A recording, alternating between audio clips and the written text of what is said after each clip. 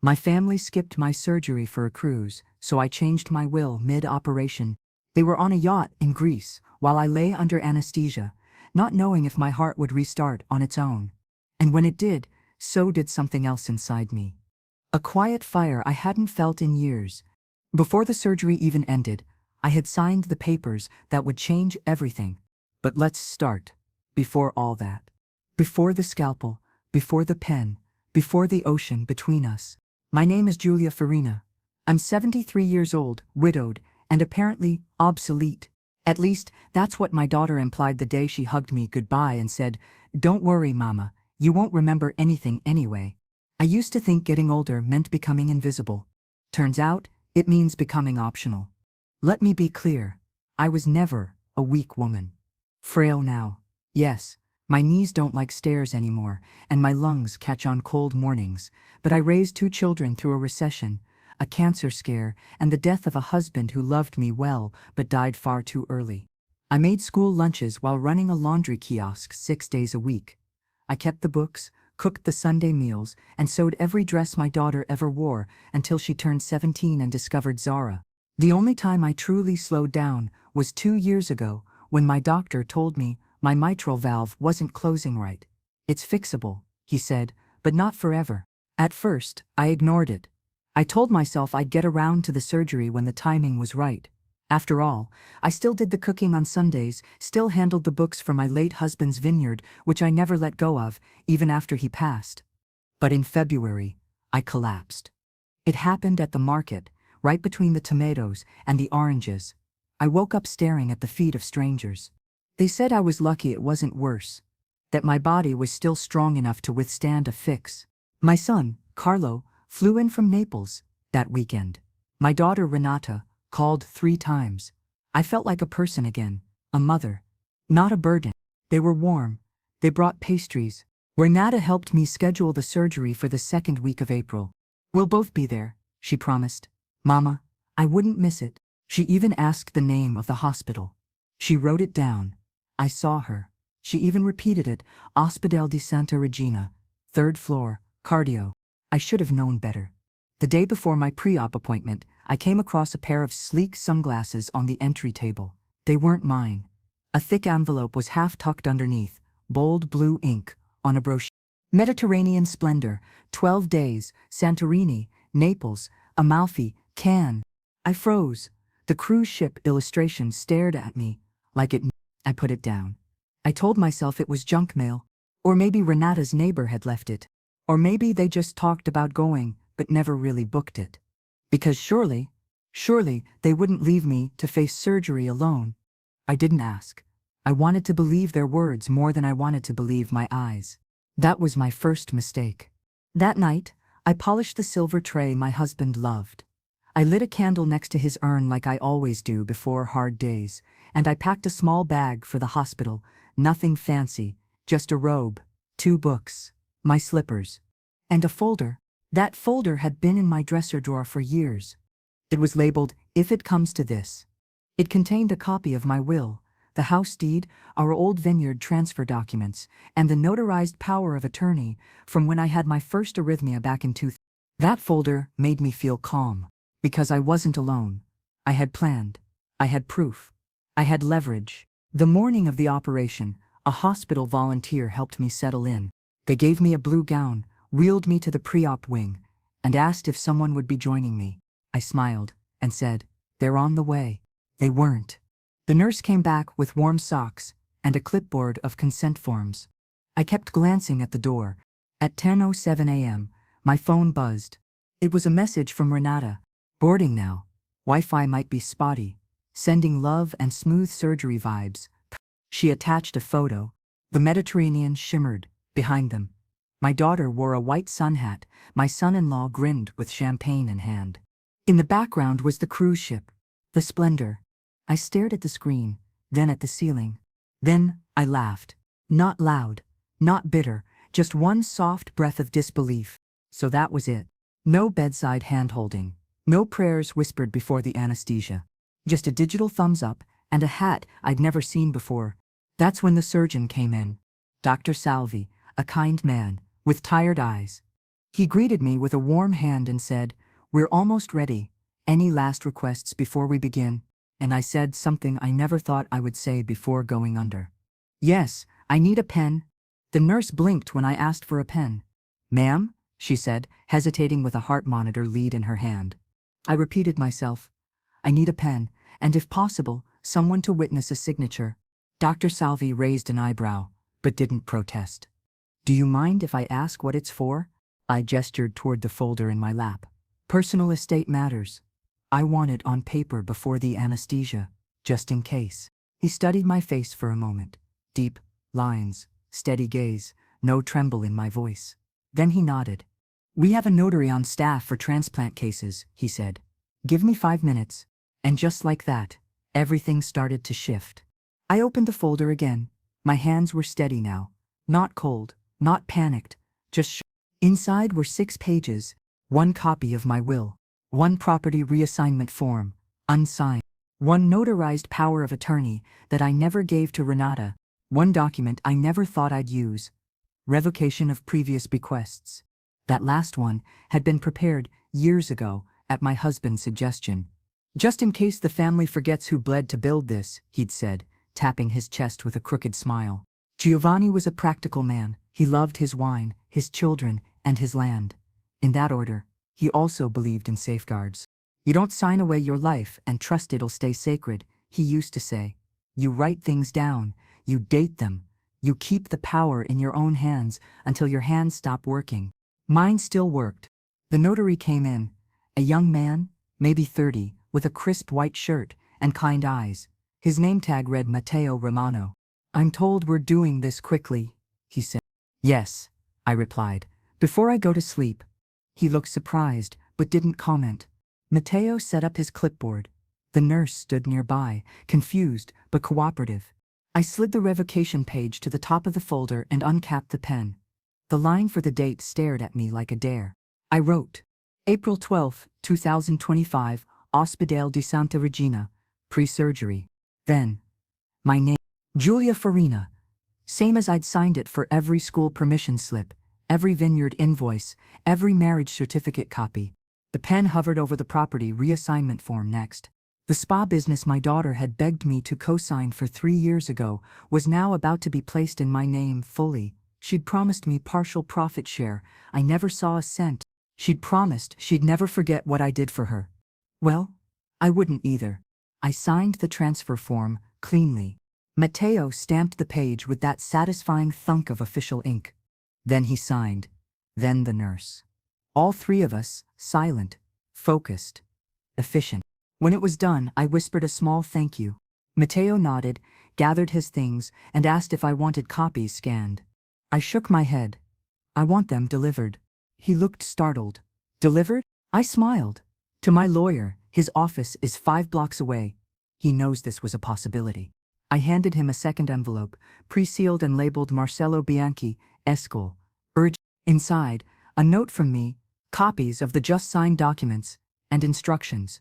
Matteo took it with reverence, like I'd handed him a relic. He said he'd deliver it himself. "Before lunch," he promised. I closed the folder. The nurse gently guided me back against the gurney. "You ready now, Signora?" I nodded. My voice was calm, very ready. They wheeled me into the operating room.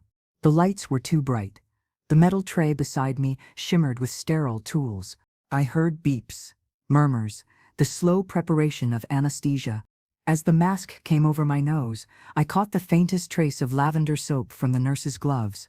It reminded me of spring mornings in our vineyard. Giovanni pruning branches while I made espresso and wiped down the patio. My last thought before everything went black wasn't about the surgery. It was about the signature. They might have left me alone on that table, but I didn't go under powerless. I awoke 6 hours later in recovery, my throat dry, my chest heavy, my arm itching where the IV poked in. "Welcome back," someone whispered. It was the same nurse, the one who witnessed everything. Her name was Lucia. I saw it now on her pink badge. "You did well," she said, adjusting my blanket. "Dr. Salvi said the valve is strong. Your heart's steady." I nodded, my throat too sore to speak. She leaned in, her voice soft but curious.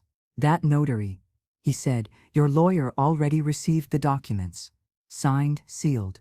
Everything processed." A pause. "And he told me to tell you. The vineyard speaks now only in your name." I didn't smile. Not exactly. But I closed my eyes with a kind of satisfaction that sat deeper than a smile. They thought I'd be asleep. But I was more awake than I had been in years. The next day, I asked Lucia to help me write a message. I dictated slowly, as she typed on her phone. "Surgery successful, recovery starting. I hope the waves in Santorini are just as peaceful as my hospital bed."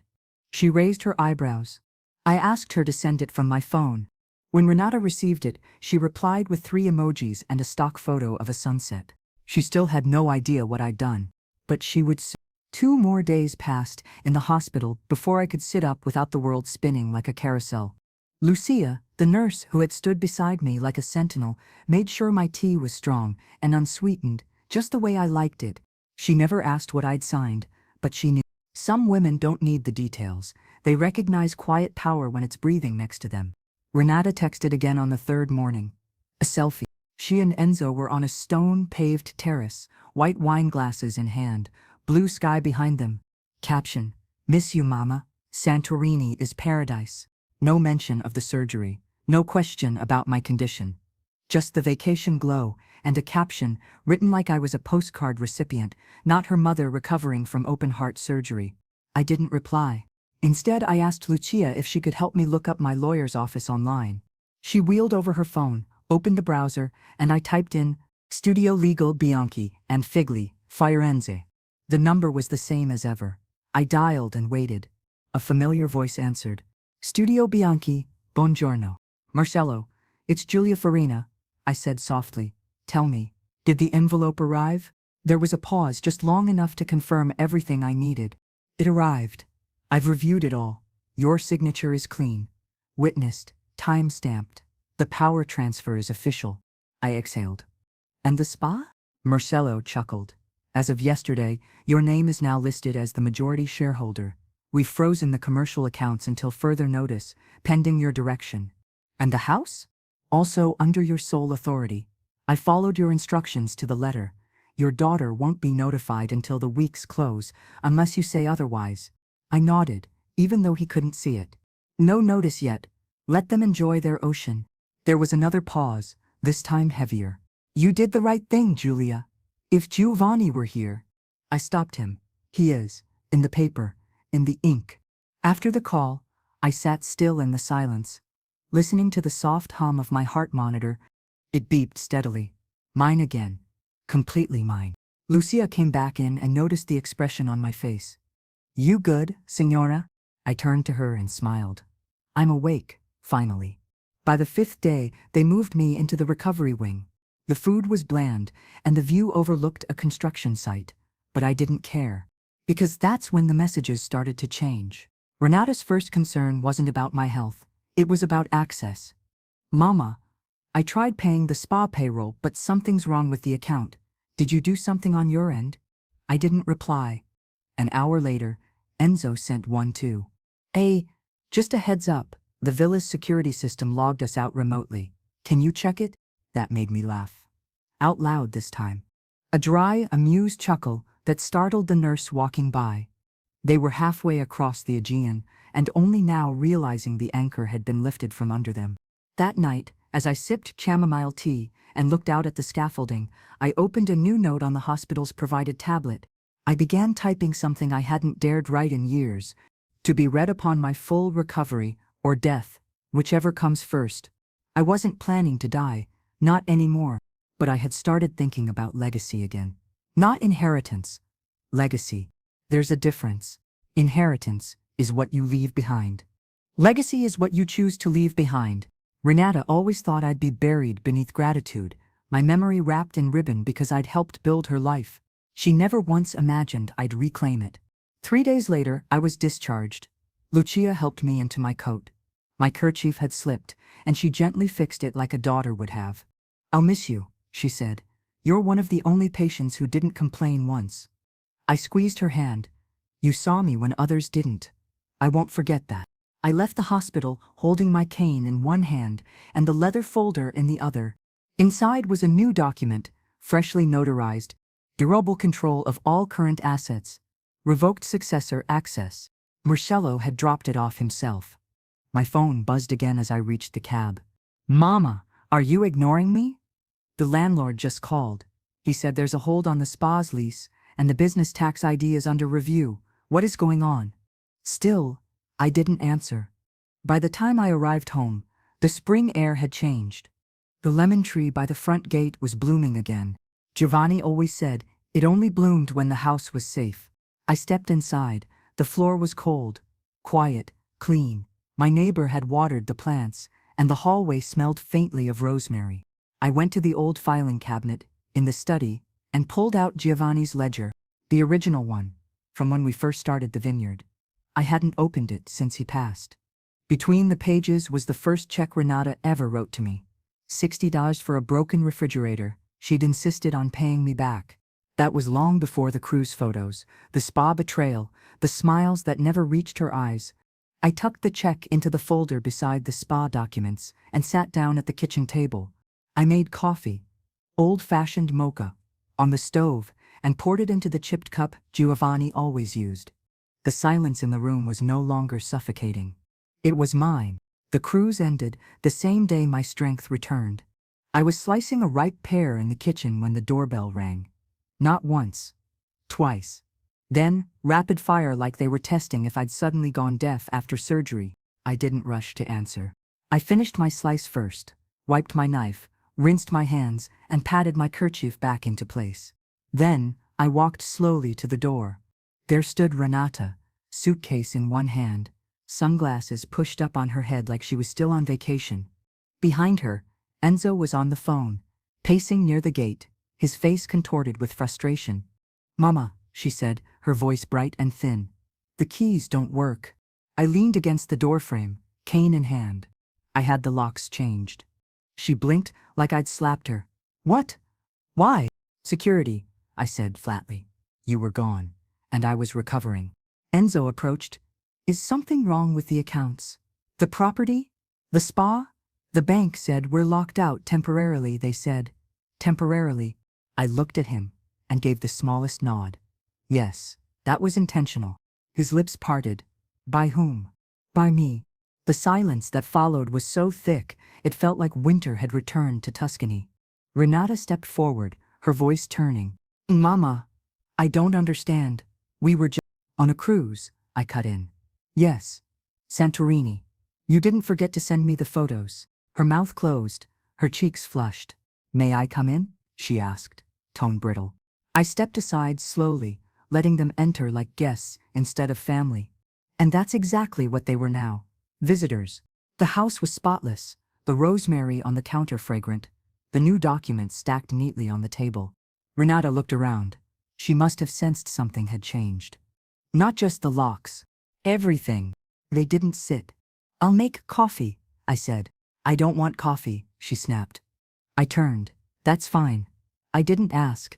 She paused, exhaled. "Mama, what's going on?" I pulled 2 cups from the cabinet anyway, set them down, measured the grounds, let the silence do its job. Then I answered. "I signed over full ownership of the spa to myself. I revoked your access to the shared accounts. I adjusted the house deed. You'll receive formal notice this week." Her face froze. Enzo's phone dropped to his side. You did all that while we were gone?" "No," I said, pouring the hot coffee. "I did it while I was on the operating table, before the anesthesia. Your cruise had already begun." "You can't," Enzo began, but I stopped him with a look. "I can. I did. And everything was legal, witnessed, notarized, delivered." Renata gripped the chair but didn't sit. "You don't trust us." I sipped my coffee. "I trusted you too long. That was the problem. You're punishing us because we missed the surgery." Her voice cracked on the last word, like it was the first time she understood the gravity of absence. I said nothing. She tried again. "We thought you'd be fine. You always bounce back. You're strong." "It was just a valve replacement," I finished. "Just my heart. Just my life. You gambled. I'd survive and be too groggy to notice your absence." Renata's eyes welled, but not with remorse, with anger. I built my life with your help, she cried. We're family. I looked at her and felt nothing but clarity. You used my name for your business. You used my money to build your house. You used my silence to justify your convenience. That's not family. That's accounting. Enzo finally spoke. We can fix this. We can go back, reverse the signatures, talk to the lawyer. He works for me, I said sharply. And there's nothing to reverse. The only thing left now is for you to decide if you want to remain in my life or just in my paperwork. They didn't speak. Not for a long moment. And then, Renata whispered, you would cut us off completely? After everything? No, I said. You did that. I just signed the receipt. That evening, after they left, I sat on the terrace with my coffee gone cold. They hadn't shouted. They hadn't begged. They'd walked away like stunned children who realized the ground beneath them wasn't theirs.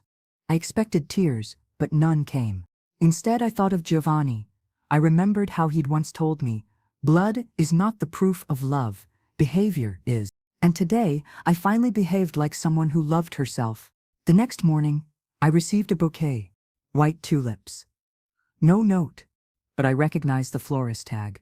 Renata had used them before. They always arrived when she needed forgiveness, not when she gave it. I placed the tulips in the compost. I had already grown enough from what she left behind.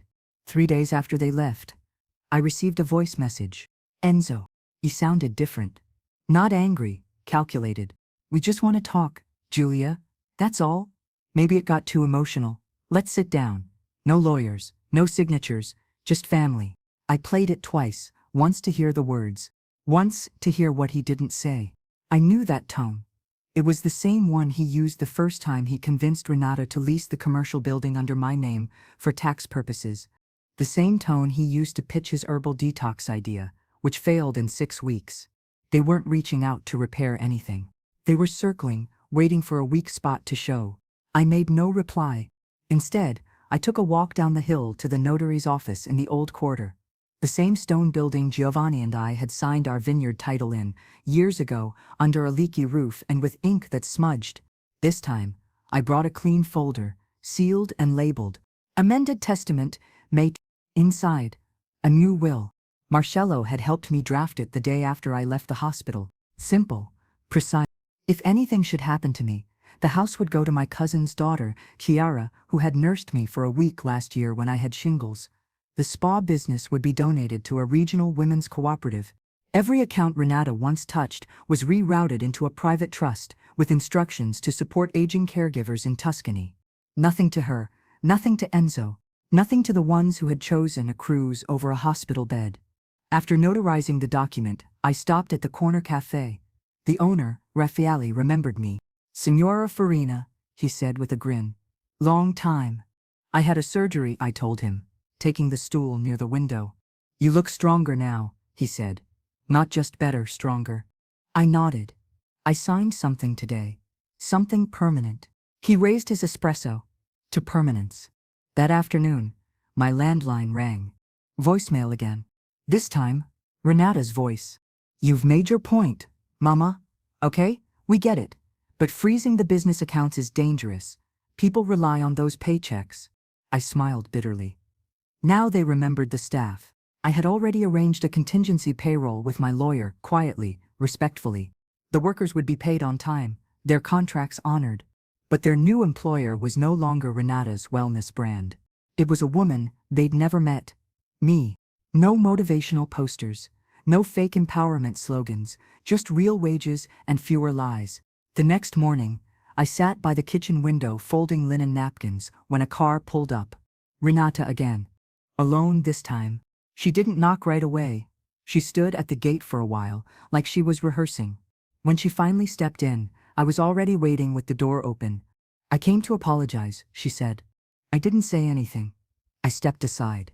She entered cautiously, her heels clacking too sharply against the tile.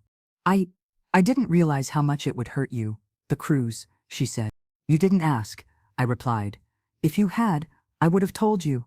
She sat down slowly, across from me. I was scared, she admitted. Not of your health, of your judgment, of how small I'd feel watching you get through it without needing me. That took me off guard. She looked older than before, more tired. The luxury tan from Santorini had faded, her mascara was smudged. But still, I waited. "I want to fix this," she whispered. "We can undo the paperwork. Restart." I leaned forward, my cane across my lap. "This isn't a story, Renata. There's no neat resolution. You left me alone because you assumed you'd still be entitled to everything after, and now you're trying to claim me like a regret." She looked down. "I made you beneficiary," I added. "For years, even when you forgot my birthday, even when you asked for the vineyard equity, even when I had to sell my necklace to cover a tax you didn't pay." Her eyes widened. "You never told me that." "No, I didn't, because I thought silence was stronger than shame. I was wrong." She reached across the table. "Please, don't do this." I gently pulled my hand away. "I already did." That night, I lit a candle near Giovanni's urn. The room smelled faintly of rosemary and wax. I spoke aloud to the quiet. "She wanted a second chance, Gio, but I've given her too many first ones." The flame flickered as if in agreement. The next morning, I received a letter, typed, neatly folded, signed by Enzo. It was a formal request to mediate the business division of assets, citing emotional duress and legacy imbalance. He'd tried civility, now came strategy. I tore the letter in half and dropped it into the compost bin with the tulips. That evening, I walked into town alone. The sky was bruised orange, the breeze soft and warm. People nodded as I passed, some waved, some asked about my health. But one moment stuck. Chiara's little girl ran up to me at the bakery and hugged my knees. "You smell like cookies," she said. I bent down, kissed her curls, and for the first time in years, I felt entirely full. The letter Enzo sent wasn't the last. The next one came through a law firm in Milan, one I'd never heard of, but their stationery was heavy, expensive, and designed to intimidate. The phrasing was cold. "In consideration of recent unilateral amendments to joint family business structures, we formally request a meeting to assess the equitable distribution of property, income, and ownership." I laughed out loud, a dry, raspy laugh that startled even me. They still thought this was about money. It wasn't. It was about what couldn't be split, what couldn't be quantified. My care, my time, my effort, my silence. I walked out into the garden and watered the lemon tree. When Giovanni and I first bought the land, it had nothing but dust and one crooked fig. Everything green came later, by hand, by sweat, by sacrifice. That tree bloomed the year our son left for university. It bloomed again when Renata was born. It bloomed when Giovanni survived his first heart scare. And now, it bloomed again. Not for them, for me.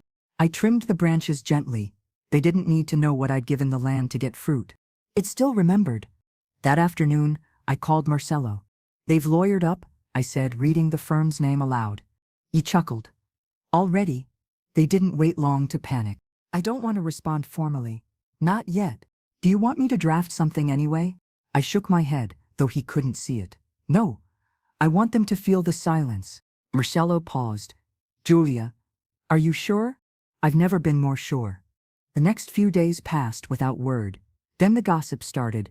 Chiara told me over espresso that someone had posted a vague message in the neighborhood WhatsApp group about elder betrayal and legal abuse of power. Another woman, one of Renata's old Pilates friends, made a scene at the market, loud enough that even the fishmonger looked up. "I just think it's sad," she said to no one in particular. "What's a legacy if your own children aren't part of it?" I said nothing. I let her speak like I wasn't there. Because some people only understand betrayal when it's loud.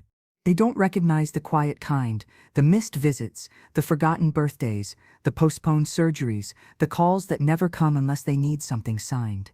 One evening, I opened the safe, the old one, behind the painting of the Madonna that Giovanni's mother gave us. Inside was a photo.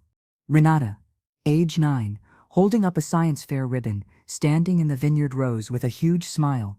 Next to it, a receipt for a necklace Giovanni bought me the year after her birth. A small gold pendant, heart-shaped, engraved on the back with "Sempre, anche se dimentichi." Always, even if you forget. I'd worn it for 30 years. I hadn't worn it since the cruise. That night, I took it out, fastened it around my neck, and looked at myself in the mirror. Older, thinner, wiser, but still standing. By week's end, the spa was running again. Quietly, smoothly. The new manager, Daniela, came by to hand me the new ledger. She looked nervous, young, like she thought I might scold her. Instead, I thanked her, offered her jam I'd made from last summer's apricots. She blinked. "You're not like they described you." "Oh? And how did they describe me?" She smiled, awkwardly. Controlling, rigid, a bit distracted. I laughed. "That's funny. I was distracted by giving them everything." She left with a paper bag of jam and a look of quiet surprise. That was enough for me. On Sunday, I visited the vineyard. The fields were mostly leased now, but a few rows remained under my care. I liked it that way, just enough to remember.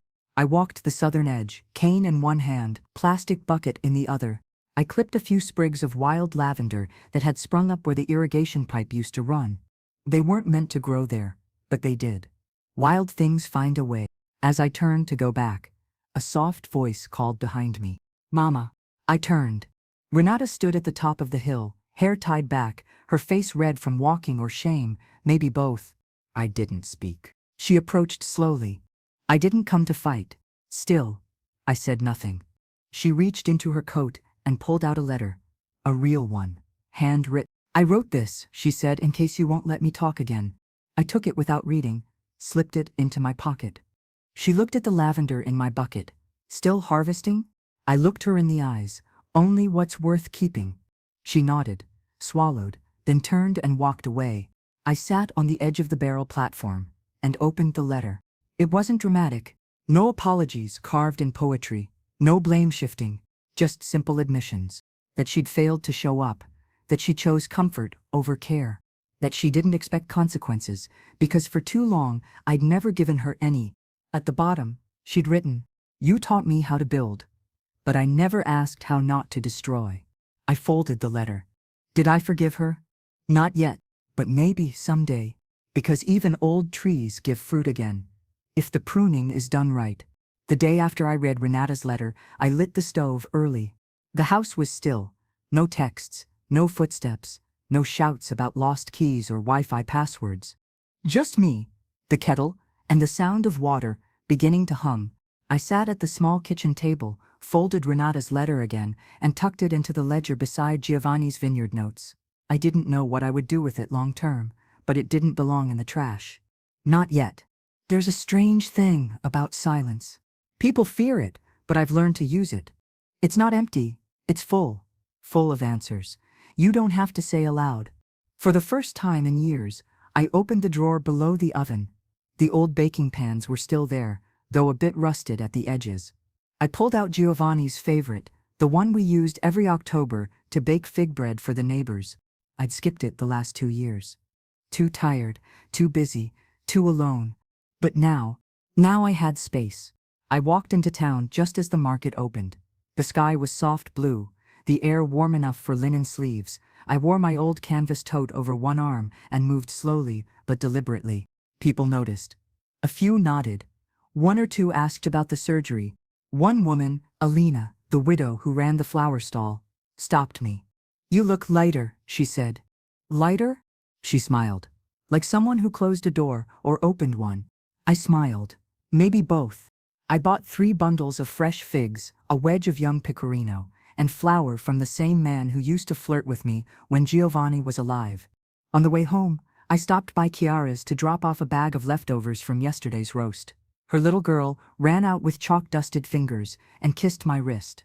"Nonna Giulia," she said sweetly, "when are you baking again?" "Today," I said, brushing hair from her eyes. "Come by later." Back in the kitchen, I tied on Giovanni's old apron.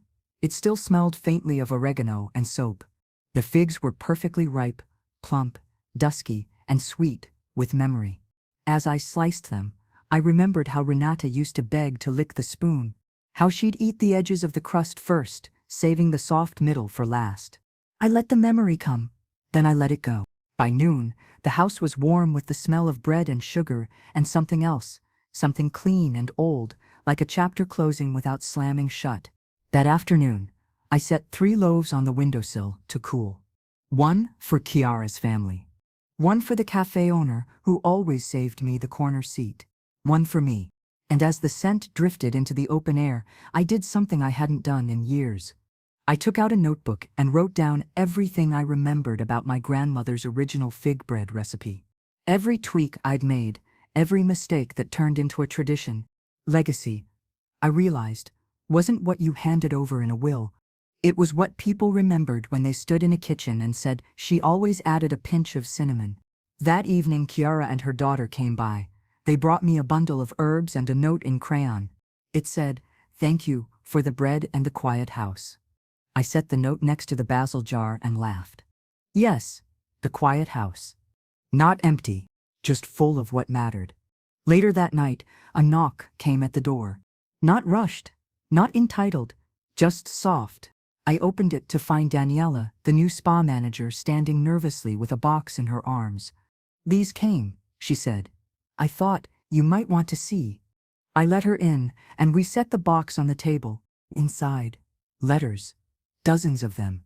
Not from lawyers, from spa employees, therapists, cleaners, admin staff, each one handwritten, thanking me, not for the job, but for the peace. One wrote, "For the first time in years, I'm not afraid to ask questions." Another, "I no longer pretend to be grateful while being underpaid." I sat down, touched the letters. They felt heavier than paper. Daniela stood awkwardly. I didn't know where else to bring them. "You did the right thing," I said. This is better than anything in the will." She smiled. "Do you want me to bring more?" "Yes, every time one arrives." She left. I stayed. That night, I stood at the window and looked out at the dark field. The vineyard rows were shadowed now, but the moonlight traced their paths. And I thought, maybe that's what I am now. A path.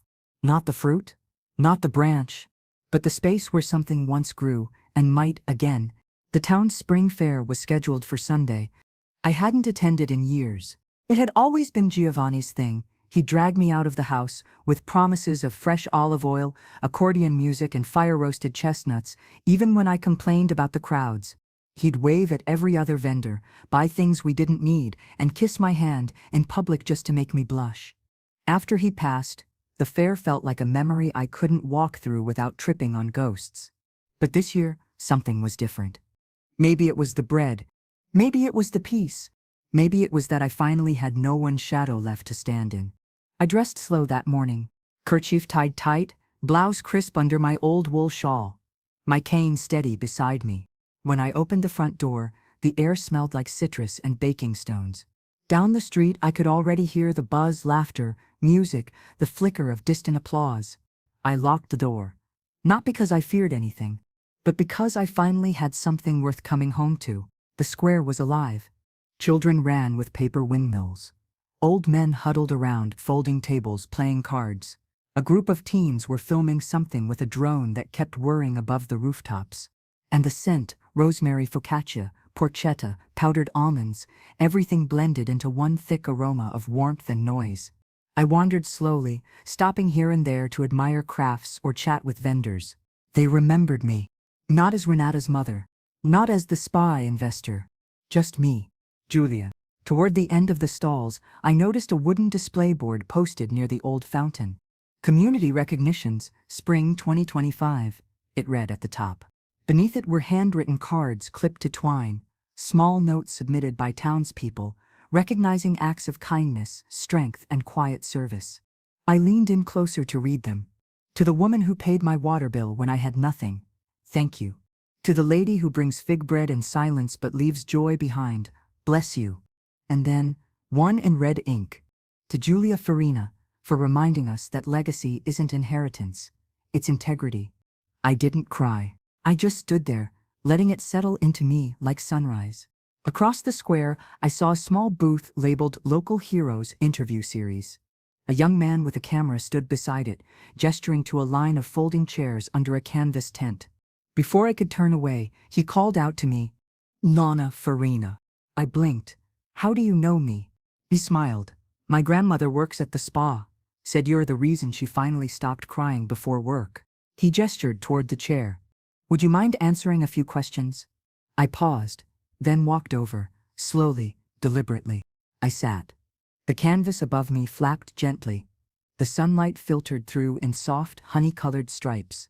He clicked the camera on and asked the first question. What's something you changed that changed everything else? I didn't hesitate. My mind, I said. That interview was shared the next day. I didn't even know until Kiara's daughter showed me on her tablet, grinning like I was famous. I watched myself on the screen, thin, aged, but unshakable. My hands wrapped gently around my cane, eyes steady. The video only lasted 90 seconds. But it spread. 2 days later, I got a letter. Not a legal one. A real one. From a woman named Carla, in Siena. My daughter stopped speaking to me when I couldn't babysit for free anymore. I thought I was being selfish. Then I saw your video. I'm writing this to thank you for reminding me that we're allowed to draw lines.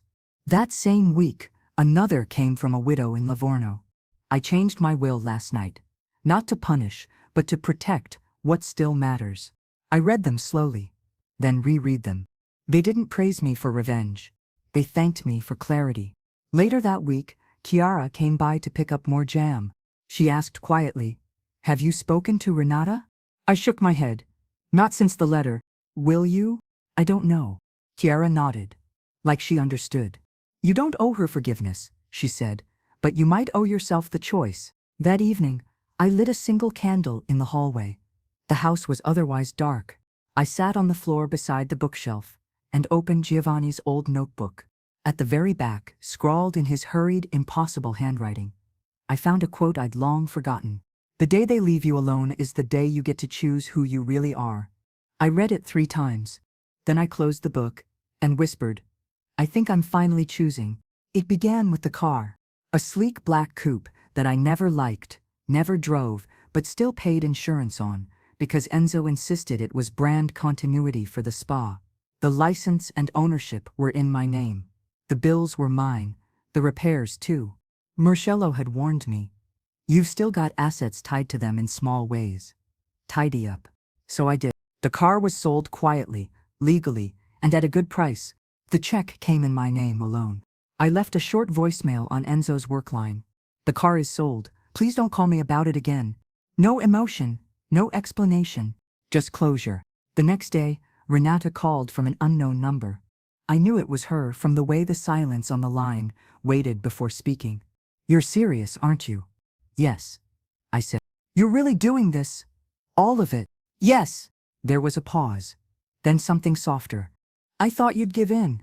You've confused silence for surrender your whole life." I didn't know it would go this far. Neither did I. Until it had to. I sat at the kitchen table after hanging up and looked at the wall. It was bare now. No photos of Renata, no wedding portraits, no graduation caps. Not out of spite. Out of clarity. I'd spent years displaying milestones of people who didn't show up for mine. Now the wall was mine again. Empty, but ready. Later that evening, I went through the storage closet and found a box labeled Miss Docs, Gio. Inside were things I hadn't touched in over a decade. Letters, receipts, photocopies of the first land deed, an envelope marked hold, if things go south. I smiled. That was just like Giovanni. Inside the envelope were 6 old stock certificates. Not large, not dramatic, just small investments in a regional olive oil company that had apparently merged with a larger agricultural firm. Marcello confirmed it the next morning. "They're worth more now," he said. "Not enough to retire again, but a very tidy cushion." I tucked the documents away and updated my files. Another piece, reclaimed. That afternoon, I took the bus to a small legal office in a neighboring town. No one would know me there. That's what I wanted. There, I submitted a request to remove all shared digital ties between myself and the spa's branding, marketing accounts, and intellectual property. My name, my initials, my stories, scrubbed. Renata had always said I was the heart of the place. Now they'd have to run it without one. The following week, Daniela called. "There's been fallout," she said cautiously. Renata showed up yelling. Said she was reporting us for fraud, said we forged documents. "She won't find anything," I said, "and if she tries, you send her to Marcello." She looked scared. Daniela whispered, "Not angry, scared." I didn't say anything. Not because I didn't care, but because I didn't enjoy it either. That's the thing. No one understands about people like me. We don't take back power for revenge. We take it back because it was always ours to begin with. The next day, I got a letter from an address I didn't recognize. Inside was a photocopy of a local newspaper column. Silent Strength. How one woman reclaimed her voice post-surgery. And a note, handwritten, no signature. You don't know me, but you helped me leave a house where no one clapped when I came home from the hospital. I thought I was unlovable. Turns out, I was just surrounded by people who never learned how to love. I folded the letter, taped it inside my pantry door, right above the apricot jam recipe. That night, I sat on the terrace, cardigan wrapped around my shoulders, the moon full and stubborn overhead. I looked out over the olive trees. They stood still, upright, their silver-green leaves fluttering like they were applauding softly in the dark. And I said aloud to the wind. I wasn't bluffing, not once. And the air, warm and still, didn't argue. The next morning, the final notice arrived from Renata and Enzo's lawyer. It was simple. This will be our last attempt to mediate before pursuing formal litigation regarding asset division and business rights. I laughed. They thought this was a negotiation. It never was. It was a severance. I drafted one final reply, with Marcelo.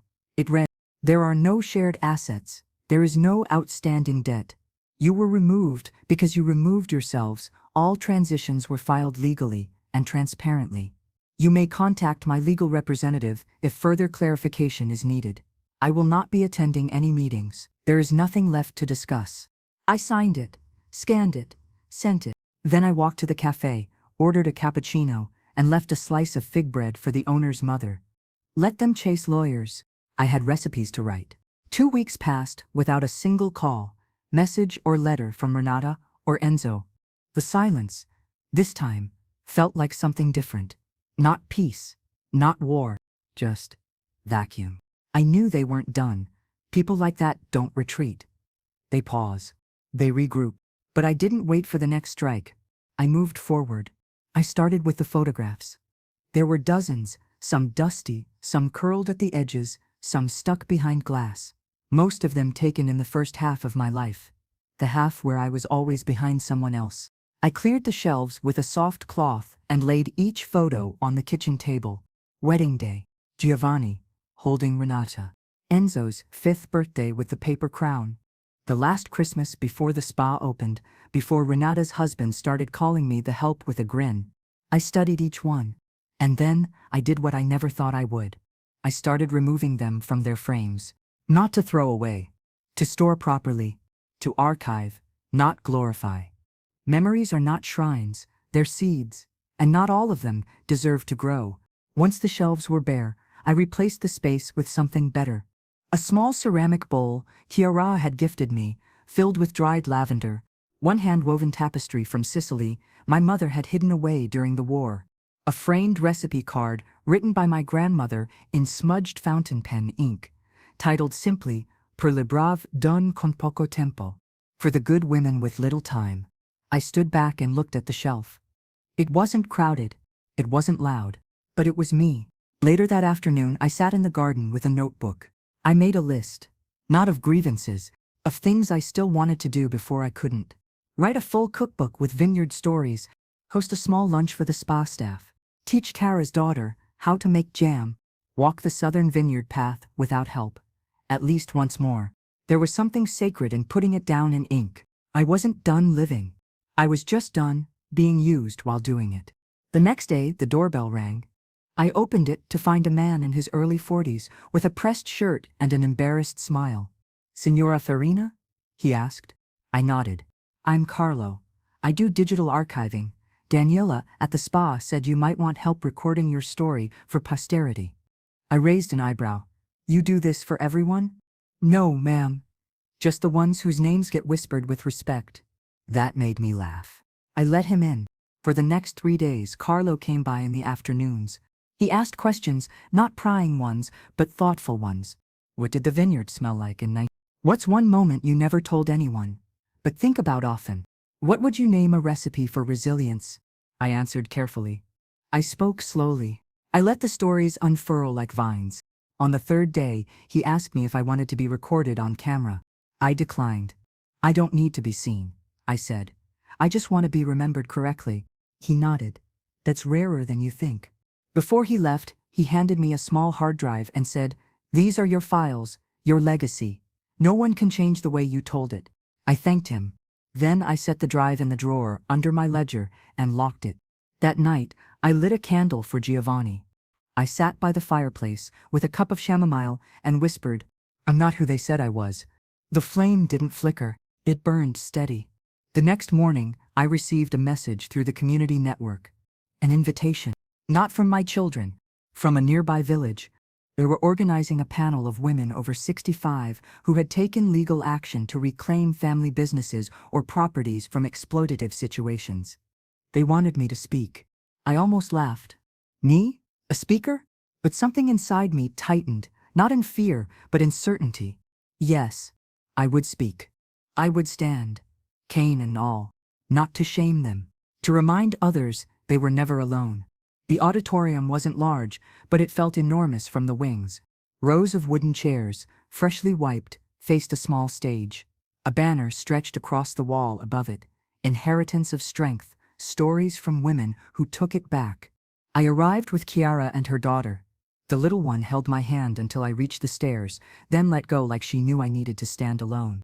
Daniela was already seated in the second row. She gave me a quiet nod as I passed. I took the stage slowly, cane tapping softly against the worn wood. I didn't wear anything fancy, just my same dark cardigan, my pale blouse beneath it, my kerchief tied firm over my thin white hair.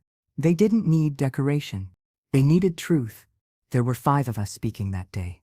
2 widows, one woman who ran her late brother's construction business, a retired judge from Naples, and me. They gave me 10 minutes. I didn't prepare a speech. I didn't read notes. I stood at the small wooden podium, adjusted the mic, and said only this. They thought I wouldn't fight back because I was quiet. They forgot I was also watching. The silence in the room was immediate. Then I began. I told them what I gave. Not in money, but in hours, days, bread baked, nights spent awake over unpaid invoices, birthday gifts bought with borrowed pension. I told them how the betrayal didn't come with a slap, but with a calendar block labeled Cruz when I was on the surgery table. I told them how power doesn't always roar. Sometimes it signs papers quietly while no one thinks you're paying attention. I told them how changing a will isn't about revenge. It's about remembering who never forgot you. When I stepped down, the applause wasn't thunderous. It was steady, and it didn't stop for a long time. People stood, not all of them, but enough. Enough to tell me I hadn't been speaking for myself alone. Afterward, as people mingled around tea urns and biscuits, a young woman in a blue blazer approached me. Her voice was soft, but her eyes were sharp. My mother died believing she was a burden, because no one told her she wasn't. She reached into her bag and pulled out a small envelope. Your words, they would have helped her. I didn't know what to say, so I just held the envelope close to my chest and nodded. She didn't wait for a reply, she just turned and walked away. On the ride home, Chiara looked over at me. You were brilliant, she said. I shook my head. I was honest. That's all. Honesty's rare enough to be brilliant now. We stopped at the market on the way back. I bought tomatoes, goat cheese, and an extra loaf of bread. That night, I made pasta and invited them both to stay. We ate by candlelight on the terrace. Not because the power was out, because the stars were worth watching. 2 days later, I received an email from a journalist in Florence. She'd watched the panel, and now she wanted to profile me for a feature called Modern Matriarchs. I said no at first. Then I slept on it. And the next morning, I wrote back. I will speak, but only if you include the names of 3 other women from the panel. This wasn't my story alone. She agreed. The piece was published a week later. It went viral. Not for scandal, not for revenge, but for truth told without apology. In the comments section of the article, I saw names I didn't recognize. I wish my mother could have read this. I'm changing my will tonight. We've been gaslit into thinking survival isn't something to be proud of. And one that made me stop scrolling. They tried to edit her out, she published herself instead. That afternoon, I walked through the vineyard alone. The southern path, the one I'd written on my list. I took it slow, each step steady, measured. At the halfway point, I stopped and sat on a stone bench. Giovanni, once built with his bare hands. I breathed deep. Lavender, earth, the faintest trace of rain in the air. And I whispered, I don't need them to understand. I just needed to stop waiting for them to try. I returned home at dusk, and waiting at my door was a box. No sender name, just a hand-drawn flower on the top. Inside, a photo album. Old photos of me, cooking, laughing, working beside Giovanni. Even one I'd forgotten existed. Me holding Renata as a baby, eyes closed, humming something to her. At the bottom, a note written in uneven handwriting. I found these. I don't expect anything, but I'm remembering now. No name, but I knew who it was from. I sat down on the steps and held the album tight. And for the first time in weeks, I let myself cry. Not out of pain, out of proof that silence had finally spoken loud enough to echo back. The night after the album arrived, I didn't sleep. Not out of grief or restlessness. Out of decision. I sat in the kitchen, with the lights dimmed low. The cane leaned beside me as usual, and the album opened across the table. Every photograph was a portal. A face I had once touched. A meal I had once made. A gaze I had once held. Time hadn't stolen these things. I had just stopped letting myself look. At dawn, I made coffee. Slowly, one spoonful at a time. And then, without hesitation, I walked to the cupboard and retrieved a key I hadn't used in over 5 years. It belonged to the small attic above the guest room, the space where Giovanni once kept all his maps, notes, and vineyard records. The space that now held dust, forgotten papers, and a cedar chest that even I hadn't dared open since the funeral. The key turned, with a soft click, and I climbed the stairs. The light was faint, just a slit of morning leaking through the tiny window. I opened the chest. Inside were journals, notes, one velvet box I recognized immediately.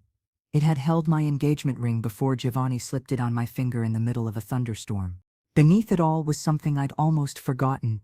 A sealed envelope marked, in Giovanni's blocky handwriting, "Open if they ever make you feel small again." I sat down on a blanket, heart steady, hands still, and opened it. Inside, a letter. No fluff, no riddles, just Giovanni, direct as ever. Julia. If you're reading this, it means they've mistaken your silence for permission again. Remember what we built. Remember what you taught me, not the other way around. You are not the backbone. You are the whole damn skeleton. Remind them if you must. But never, ever forget it yourself. Jing. I folded it slowly, pressed it to my lips, and whispered, I haven't forgotten, not anymore. That morning, I did something bold. I printed the letter. Just one copy. Then I took out my ledger and added it to the final page, the one labeled, What They Can't Change. After that, I picked up the phone. I called the foundation that had hosted the panel, told them I wanted to sponsor a scholarship, not under my name, under my mother's, Luciana Romano, a woman who raised 3 children on war rations, taught herself accounting, and never once asked for praise. I want it for women over 60. I told the foundation manager, who want to study something just because they can. He paused, then said, You may have just made my whole year. The next day, Chiara came by with a stack of jam jars and her daughter in tow. They found me, seated at the kitchen table, reading over the foundation paperwork. Nana, the little one said, What are you writing this time? I looked at her, smiled, and said, Something that tastes sweeter than jam. Chiara laughed. You're glowing, Julia. I'm finished waiting for apologies, I said. Turns out, I didn't need them to begin. Later that afternoon, I walked through town again, not for errands, just to be. I passed the bakery, the flower stand, the church with its tired steps, and as I neared the cafe, I saw 2 people sitting at the far table by the window. Renata and Enzo. I didn't stop walking, but I looked. They looked older, not in age, but in weight. The kind that clings to people who keep trying to manipulate what's already left the room. Enzo saw me first. He said nothing. Renata turned her head. Our eyes met. She didn't wave. Neither did I. And yet, Something passed between us. Not forgiveness, not fury, just recognition. I wasn't the one waiting anymore. She was. That evening, I opened a new page in my notebook and titled it, "What Comes Next?" Under it, I wrote, "Send the first scholarship check. Teach one person how to pickle artichokes. Replant the rosemary bush by the stone wall. Take one trip to the seaside, alone." I slept soundly that night. No ghosts, no revisions, no hoping they'd call. I didn't need their reconciliation to build what I was building. Because what I was building had nothing to do with inheritance, and everything to do with intention. It was a Tuesday when the notarized documents came back, sealed and final. I sat at the same desk where I'd once written grocery lists, signed birthday cards, and filled out endless checkbooks for Renata's tuition.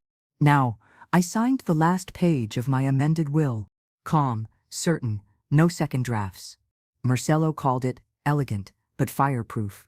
Everything was there: the scholarship trust, the vineyard easement, the clause preventing any challenge from disinherited relatives, and one handwritten note attached to the front. "This will reflect my values, not my resentments." I meant every word. After I sealed the envelope, I tucked it into the notary's courier pouch and watched as he zipped it up. "That's it," he said, nodding respectfully. "You've closed every loop." "No," I said, "I've opened a few new ones too." He smiled, tipped his hat, and left. The air felt lighter. Not because of relief, because of room. I went to the market later that day, bought fresh rosemary, flour, and a bottle of olive oil I'd once considered too expensive to indulge in. I was no longer budgeting for people who never budgeted their love. On the walk home, several women stopped me. A nurse who'd seen me on the panel, a retired teacher who said her daughter-in-law apologized for the first time after reading my story, even the florist who handed me a small bouquet, just because. It was surreal to matter, not as a mother, not as a widow, just as me. When I got home, Chiara and her daughter were waiting on the porch. "We baked for you this time," the little girl grinned, holding out a misshapen but clearly heartfelt almond cake. I hugged them both, gently but completely. "Are you coming to the luncheon?" Chiara asked. "Yes," I replied, "but only if I don't have to host." We laughed. Inside, I put the cake on the good plate, the one I'd kept hidden for guests who never came. Now, it would be used for people who stayed. A few days later, I received a package in the mail. No return address. Inside, a single page. A typed letter. From Enzo. "Julia, I won't pretend I didn't do wrong. I also won't beg to undo what's been done. But if you ever want a real conversation, I'm not hiding. I'm starting to understand the parts of you I never bothered to know. Enzo." I stared at it for a long time. Then I folded it carefully and placed it in the back of the same cedar chest in the attic. It wasn't forgiveness, but it was the first page of a book I didn't have to finish. That Sunday, I wore my rust-colored shawl and walked unaided into the village luncheon. The tables were already full of color: sliced fruit, steaming pastas, homemade bread wrapped in linens. Music played softly. Someone's cousin strummed a guitar. I sat with Chiara, Daniela, and two new faces, women from the scholarship circle who'd driven in just to meet me.